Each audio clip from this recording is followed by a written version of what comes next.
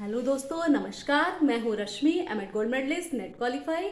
एक बार फिर से हाजिर हूँ NTA NET JRF first paper की क्लास में मेरे चैनल एजुकेशन विद रश्मि में। अगर आप किसी भी सब्जेक्ट से एनटीए नेट का एग्ज़ाम देना चाह रहे हैं आने वाले समय में, तो आप मेरे चैनल से जुड़िए। और इन जो क्लास जो आपको मिल रही हैं ये बिल्कुल फ्री में है, इनका कोई किसी तरीके का शुल्क ना लिया जा रहा है ना लिया जाएगा। तो पूरी तैयारी करिए, ठीक है। इसमें जो पिछली क्लास हुई थी, अभी हम यूनिट फर्स्ट पे ही चल रहे हैं, यूनिट फर्स्ट आपका चल रहा है। तो अभी अभी आपका जो ये क्लास जो हुई है, जो शुरू हुई है, मेरे चैनल पे सुबह आपकी एजुकेशन की क्लास जाती है और शाम को ये आपकी एनटीए नेट जेआरएफ की फर्स्ट पेपर की क्लास स्टार्ट हुई है।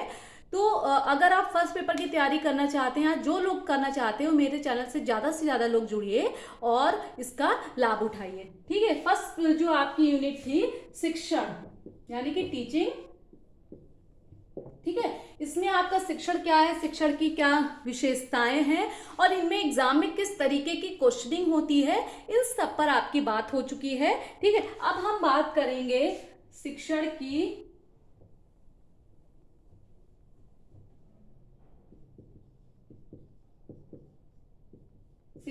की अवस्थाएं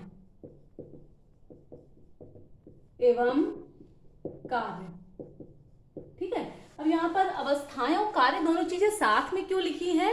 मैंने ये वो इसलिए लिखी है क्योंकि शिक्षण की जो जो अवस्थाएं होंगी, उन हर अवस्था के अलग अलग कार्य होते हैं, ठीक है। तो पहले अवस्थाओं के बारे में और फिर उस अवस्था में शिक्षक को शिक्षण कार्य करने के लिए कौन कौन से कार्य करने पड़ते हैं, इनके बारे में आपको बताया जाएगा, ठीक है। तो शिक्षण की अवस्थाओं की पहले बात करते हैं।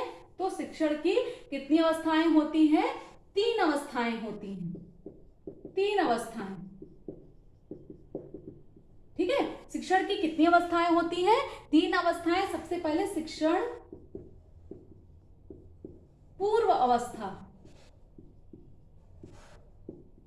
ठीक है। पहली जो अवस्था होती है, यानी कि कोई भी शिक्षक जब शिक्षण कार्य करने जाता है तो वो 3 अवस्थाओं से गुजरता है, जिसमें पहली है शिक्षण पूर्व अवस्था, फिर सेकंड नंबर पर है शिक्षण कालीन अवस्था,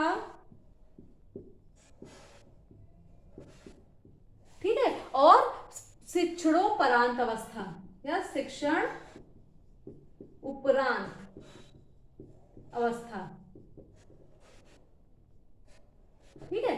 तो ये 3 आपकी अवस्थाएं हो गई। इस पे सबसे पहले बिफोर टीचिंग, फिर इंटर टीचिंग एंड लास्ट में आफ्टर टीचिंग। यानी कि एक शिक्षक जब कोई भी शिक्षण कार्य करने जाता है तो वो 3 अवस्थाओं में शिक्षण कार्य करता है। सबसे पहले शिक्षण पूर्व अवस्था, फिर शिक्षण कालीन अवस्था या शिक्षण के दौरान अवस्था, जो भी इसको भी कह सकते हैं, यानी कि इंटर टीचिंग, और लास्ट में है आफ्टर टीचिंग, यानी कि शिक्षण के बाद की अवस्था। आपके एग्जाम में इससे क्वेश्चनिंग होती है और हर बार 1 या 2 क्वेश्चन इस टॉपिक से जरूर पूछे जाते हैं, ठीक है। क्योंकि आपका जो टीचिंग जो शिक्षण वाला जो यूनिट है, इससे 5 क्वेश्चन पूछे जाएंगे। बार बार मैं एक ही बात रिपीट करती रहती हूँ, 5 का मतलब 5 क्वेश्चन आपको एग्जाम में सही करके आने। अगर आप चाहते हैं कि आपका जेआरएफ निकल जाए, ठीक है, आप जेआरएफ क्वालिफाई हो जाए, ठीक है, तो आपको टीचिंग वाले जो आपकी जो यूनिट चल रही है, इसके 5 के 5 क्वेश्चन बिल्कुल सही करके आने हैं, ठीक। अब हम बात करते हैं कि शिक्षण की जो 3 अवस्थाएं हैं, ठीक है। अब तीनों अवस्थाओं के कार्य क्या होते हैं? एक तो ये जो अवस्थाएं हैं, इनको आपको दिमाग में रखना है अपने, ठीक है। अब किस अवस्था में शिक्षक क्या क्या कार्य करता है, यहीं से आपकी क्वेश्चनिंग होती है, ठीक है। शिक्षण पूर्व अवस्था, शिक्षण पूर्व अवस्था के कार्य। कोई भी शिक्षक क्लासरूम में जाता है तो सबसे पहले क्या करता है कि जाने से पहले वो कुछ उद्देश्यों का निर्धारण करता है, यानी कि ये जो आपके जो कार्य हैं, ये पूरी की पूरी तरह से विश्लेषणात्मक, ठीक है, विश्लेषणात्मक ये दोनों पॉइंट नोट कर लीजिए और इनको अंडरलाइन कर दीजिए रेड पेन से। और दूसरा, निर्णय लेने से संबंधित, निर्णय लेने से संबंधित, ठीक है, क्योंकि ये दोनों के दोनों जो आपके पॉइंट हैं ये दोनों बहुत इंपॉर्टेंट हैं और ये एग्जाम में आपसे पूछे जाते हैं। तो यहाँ पर सबसे पहले चीज ये क्लियर करनी है कि जब शिक्षण पूर्व अवस्था यानी कि पहली अवस्था में शिक्षक के जो कार्य होते हैं वो किससे संबंधित होते हैं। तो इस अवस्था का मुख्य कार्य है विश्लेषणात्मक कार्य। अब विश्लेषण का अर्थ क्या होता है कि कोई भी यूनिट है उसको एक को अनेक टुकड़ों में तोड़ना, ठीक है। कोई भी अगर एक यूनिट है या एक समूह या एक ज्ञान की विषय वस्तु है उसको छोटे छोटे टुकड़ों में तोड़ देना विश्लेषण कहलाता है। और संश्लेषण की क्रिया कि उन्हीं टुकड़ों को वापस से एक में जोड़ देना, यानी कि टूटी हुई विषय वस्तु को एक में जोड़ देना क्या कहलाता है, संश्लेषण कहलाता है, ठीक है। अनेकों को एक में कर देना। सबसे पहले शिक्षण पूर्व अवस्था में शिक्षक का कार्य क्या होता है कि विश्लेषणात्मक कार्य होता है कि जो भी विषय वस्तु है उसको ऑब्जर्व करेगा और उसको छोटे छोटे टुकड़ों में तोड़ेगा। लेसन प्लान में आप देखते होंगे जब भी लेसन प्लान आप बनाते हैं तो छोटे छोटे टुकड़ों में अध्ययन कार्य कराया जाता है, उससे संबंधित विकासात्मक प्रश्न पूछे जाते हैं, फिर अगला कथन होता है, फिर विकासात्मक प्रश्न होते हैं। तो इसी तरीके से छोटे छोटे टुकड़ों में क्या होगा, ज्ञान को संबंधित विषय वस्तु को तोड़ना होगा। फिर दूसरा मुख्य कार्य जो है शिक्षण की पूर्व अवस्था का वो है निर्णय लेने संबंधी कार्य, यानी कि इस अवस्था में शिक्षक कुछ निर्णय लेता है, ठीक है। निर्णय में जैसे कि उद्देश्यों का चयन, ठीक है। अब जो भी विषय वस्तु का निर्धारण कर लिया, फिर उससे संबंधित निर्णय क्या लेगा कि उसके उद्देश्यों का निर्धारण करेगा, ठीक है। शिक्षण के उद्देश्यों का निर्धारण कि अगर ये विषय वस्तु है उसके ये उद्देश्य निर्धारित करेगा और फिर आगे उन उद्देश्यों की प्राप्ति में सहायता होती है। तो ध्यान रखिएगा ये क्वेश्चनिंग भी एग्जाम में बहुत होती है कि शिक्षण के उद्देश्यों का निर्धारण किस अवस्था में होता है, यानी कि शिक्षक शिक्षण के उद्देश्यों का निर्धारण शिक्षण की किस अवस्था में करता है। तो ये चीज आप यहाँ पर बिल्कुल ध्यान रखिएगा कि शिक्षण की पूर्व अवस्था में ही निर्धारण की यहाँ पर बात हो रही है, ठीक है।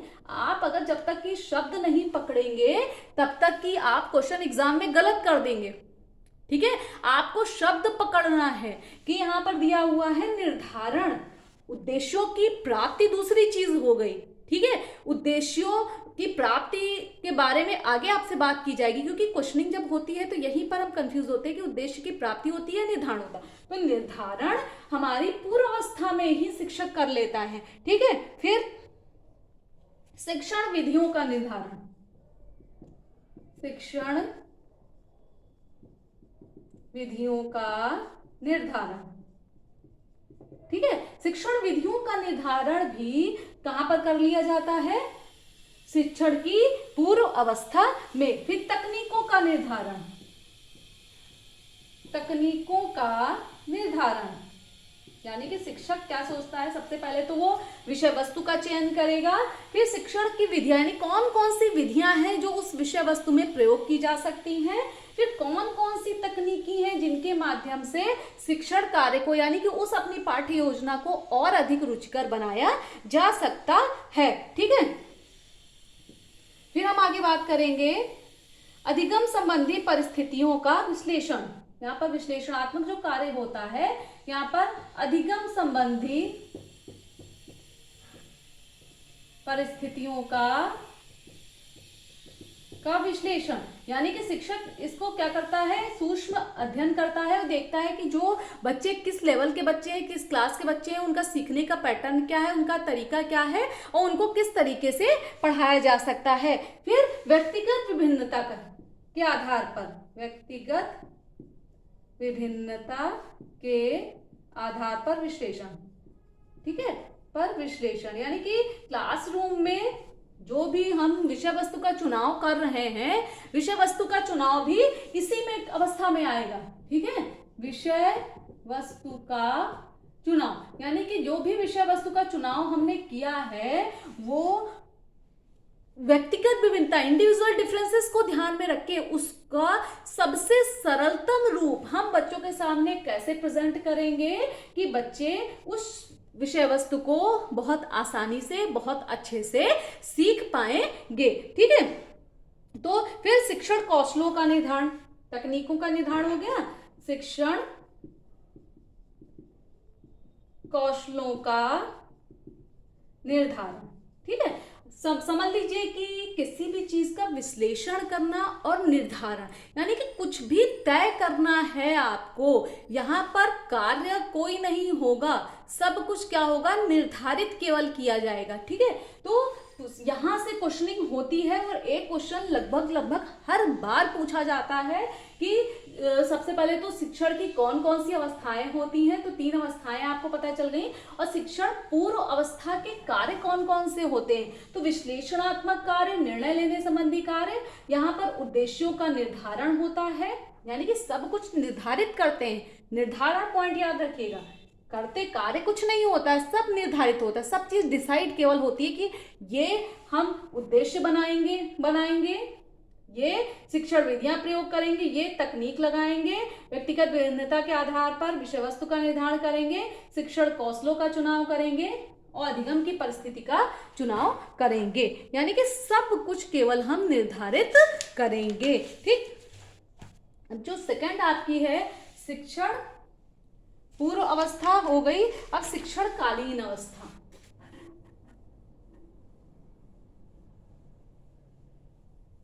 अब हम बात करेंगे शिक्षण कालीन अवस्था।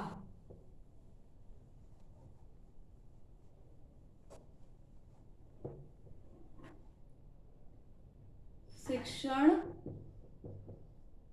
कालीन अवस्था, ठीक है, ये दूसरी अवस्था हो गई। ये अवस्था जो है 2 भागों में बटी है, पहले अंतरक्रियात्मक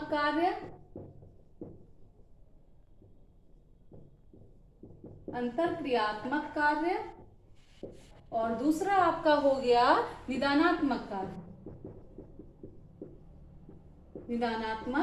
कार्य, ठीक है। तो अब शिक्षक, पहले आप इमेजिन करिए कि आप अगर एक शिक्षक हैं या शिक्षक बनने जा रहे हैं, तो आप क्लासरूम में पहली अवस्था में आपको जाना नहीं है, क्लासरूम से पहले, जाने से पहले, शिक्षण कार्य करने के पहले के वो सारे काम हैं, लेकिन इस अवस्था में, दूसरी अवस्था में ये सारे जो कार्य हैं वो कक्षा कक्ष के अंतर घटित होते हैं या संपन्न होते हैं। ठीक है, अंतरक्रियात्मक कार्य यानी कि यहाँ पर क्रिया होती है किसके मध्य, शिक्षक दूसरा छात्र, दोनों के मध्य क्या होती है, अंतर क्रिया होती है, यानी कि शिक्षक पढ़ाता है, छात्र उसको सुनता है, फिर छात्र अपनी प्रतिक्रिया देता है, और इसके माध्यम से, अंतर क्रिया के माध्यम से क्या करने की कोशिश की जाती है, अधिगम में वृद्धि। किसके अधिगम में वृद्धि, छात्रों के अधिगम में वृद्धि करने का प्रयत्न किया जाता है। ठीक है, तो शिक्षण के दौरान एक शिक्षक क्या करता है, शिक्षक छात्रों को पढ़ाता है, दोनों के मध्य अंतर क्रिया होती है, जिसका उद्देश्य छात्रों के अधिगम को, यानी कि उनके लर्निंग को डेवलप करने का, यानी कि उनको ज्यादा उसमें वृद्धि करने का प्रयत्न किया जाता है। फिर अब शिक्षक क्या करता है, पहले अंतर क्रिया हो गई, सबसे पहले तो वो विषय वस्तु को प्रस्तुत, उद्दीपन को प्रस्तुत करता है, पन का प्रस्तुतिकरण। ठीक है, फिर प्रतिक्रिया हेतु पुनर्बलन, फिर प्रस्तुतिकरण, प्रतिपुष्टि, लास्ट में सफल अधिगम परिणाम, सफल अधिगम परिणाम। ठीक है।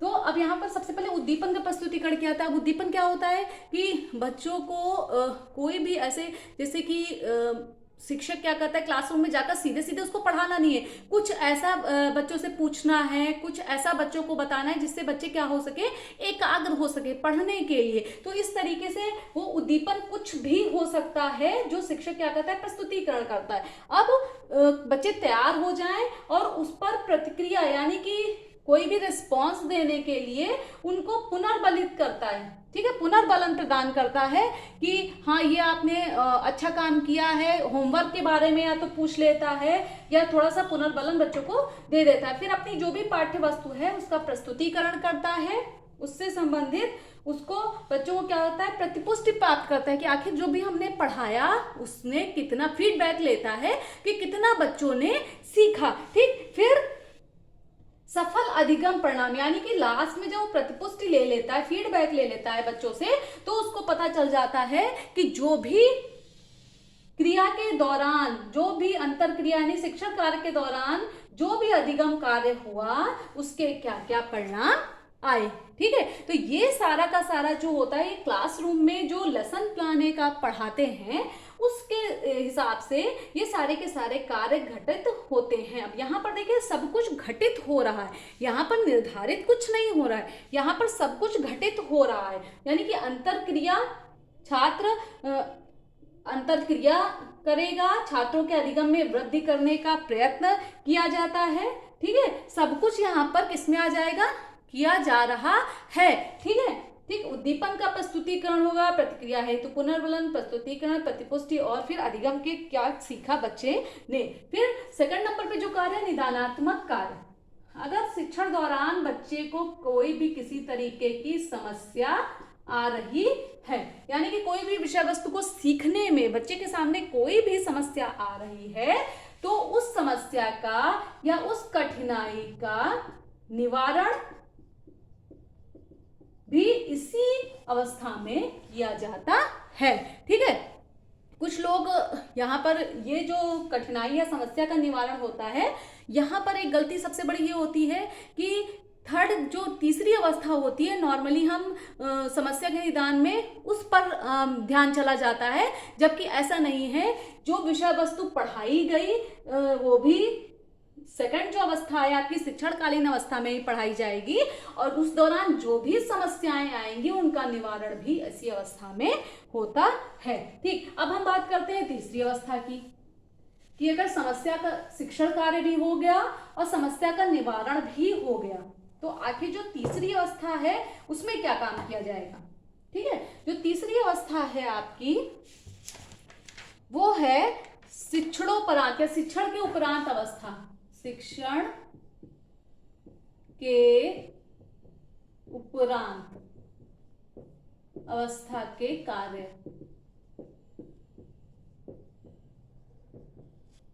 ठीक है, ये आपकी तीसरी अवस्था आ गई।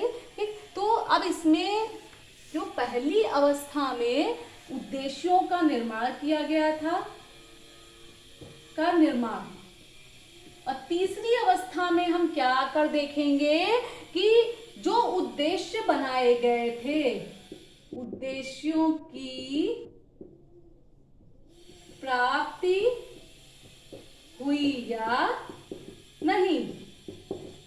ठीक है, तीसरी अवस्था में हम आकर ये चेक करेंगे कि अगर हमने जो उद्देश्यों का निर्माण किया था, ठीक है, आप लेसन प्लान बनाते हैं उसमें कुछ उद्देश्यों का निर्माण करते हैं कि इन का विकास किया जाएगा बच्चे में इस विषय वस्तु के माध्यम से। फिर आपने इस विषय वस्तु को पढ़ा दिया और फिर आपने तीसरे जो आपकी अवस्था में आकर देखा कि उद्देश्यों की प्राप्ति यानी कि उद्देश्यों का निर्माण पहली अवस्था है, और उद्देश्यों के बारे में मूल्यांकन करना, ठीक है, कि उद्देश्य मिले या नहीं, उद्देश्यों तक हम पहुंचे या नहीं पहुंचे, ये कार्य किस अवस्था में होता है, तीसरी अवस्था में। ठीक है, ये याद रखिएगा, ये एग्जाम की दृष्टिकोण से बहुत इंपॉर्टेंट क्वेश्चन है। ठीक है, फिर मूल्यांकन कार्य, मूल्यांकन कार्य और उपचारात्मक कार्य। अब मूल्यांकन के लिए क्या करते हैं आप, ठीक है, टेस्ट लेते हैं बच्चे का, एग्जाम ठीक है, छोटे छोटे क्लास टेस्ट ले लेते हैं क्लास में, या ओरल बच्चे से सुन लेते हैं, पूछ लेते हैं, कुछ भी कर लेते हैं, तो मूल्यांकन करते हैं। और मूल्यांकन के दौरान बच्चों के परिणामों को देखते हुए आप क्या निर्धारित करते हैं कि अगर बच्चे के परिणाम ठीक हैं, कोई भी विषय वस्तु है, ज्यादातर बच्चों ने उसको गलत कर दिया है, तो आप क्या करेंगे, उससे संबंधित उपचारात्मक कार्य करेंगे, यानी कि सुधार हेतु प्रयत्न। सुधार हेतु प्रयत्न, सुधार हेतु प्रयत्न का मतलब कि जो एक विषय वस्तु में जिसमें बच्चों ने बहुत ज्यादा गलतियां की हैं, बहुत ज्यादा अच्छा रिस्पांस नहीं दिया, तो उससे संबंधित आप क्या करेंगे, उस विषय वस्तु को क्लासरूम में दोबारा से पढ़ाएंगे, दोबारा से समझाएंगे बच्चों को। और इस तरीके से ये जो आपके जो शिक्षण के जो कार्य होते हैं वो यहीं पर एक कक्षा के यानी एक क्लासरूम के कार्य यहीं पर समाप्त हो जाते हैं। एक शिक्षक एक क्लास लेने के लिए 40 मिनट की क्लास लेने के लिए इतने सारे कार्यों को, ठीक है, कि क्लास में जाने से पहले वो कार्यों को करता है, निर्धारण करता है, क्लास में जाकर उनका एप्लीकेशन करता है, यानी कि उनको अप्लाई करता है, विषय वस्तु को पढ़ाता है और तुरंत जो समस्याएं हैं उनका निदान कर देता है, ठीक है। और फिर लास्ट में क्लास से आने के बाद में वो ये देखता है कि उद्देश्यों की प्राप्ति हुई या नहीं हुई, उनका मूल्यांकन करता है। और मूल्यांकन के भी बहुत सारे तरीके हैं, उन तरीकों से बहुत सारे तरीके आपके सिलेबस में बताए गए हैं, उन पर हम आगे बात करेंगे, ठीक है, उन पर बात करता है। और उससे संबंधित जो भी उपचार संभव होता है या सुधार संभव होता है, उनको सुधार करने की कोशिश करता है, ठीक है। अब ये इतने तो जो थे मुख्य कार्य थे, ठीक है, इतने जो भी कार्य हैं ये अवस्थाओं के आधार पर ये मुख्य कार्य हैं। और कुछ इनके और अन्य कार्य भी हैं जिनके बारे में हम अगली क्लास में बात करेंगे। कोई 8-10 कार्य हैं जो कि मतलब ऐसा नहीं है कि केवल शिक्षक का दायित्व या शिक्षक के कार्य केवल शिक्षण के लिए हैं, क्लासरूम में ही हैं, उससे अदर हटकर भी बच्चों के लिए कुछ कार्य हैं शिक्षण के या शिक्षक के कार्य हैं, तो उन पर हम आगे की क्लास में बात करेंगे। उम्मीद है कि आपको क्लास पसंद आई होगी, और अगर आपको ये क्लास पसंद आई है तो प्लीज़ कमेंट करके हमें ज़रूर बताएं, क्योंकि आप कमेंट करेंगे उससे कहीं ना कहीं मुझे मोटिवेशन मिलेगा कि हाँ मैं आप लोगों की कुछ हेल्प कर पा रही हूँ। तो आज के लिए बस इतना ही, धन्यवाद।